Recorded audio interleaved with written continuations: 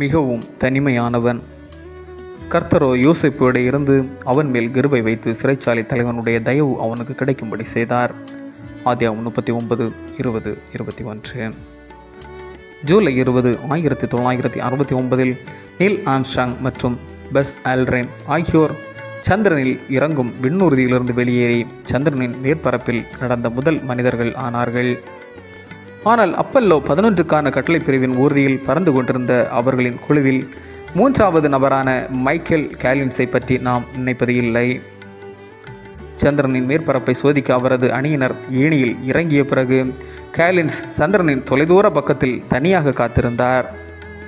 அவர் Neil, bus மற்றும் பூமியில் உள்ள அனைவருடனும் தொடர்பில் இல்லை. நாசாவின் பணி கட்டுப்பாடு ஆதாமிற்கு பின் மைக் காலின்ஸ் போல தனிமையை எவருமே அறிந்திருக்கவில்லை என்று கூறியது. நாம் முற்றிலும் தனியாக உணரும் நேரங்கள் உள்ளன. உதாரணமாக, யாக்கோபின் மகன் யோசேப்பு இஸ்ரவேலிலிருந்து எகிப்துக்கு கொண்டு செல்லப்பட்ட போது அவனுடைய சகோதரர்கள் அவனை விற்றபின் எப்படி உணர்ந்தான் என்று கற்பனை செய்து பாருங்கள். பின்னர் அவன் பொய்யான குற்றச்சாட்டின் பேரில் சிறையில் தள்ளப்பட்டதன் மூலம் மேலும் தனிமைப்படுத்தப்பட்டான்.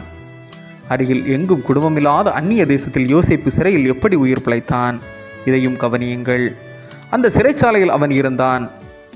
ஆனால் கர்த்தரோ யோசேப்போடே இருந்து ஆதியாகமம் 39 உள்ள ஆறலான இந்த உண்மையை 4 முறை நினைவுபடுத்துகின்றோம்.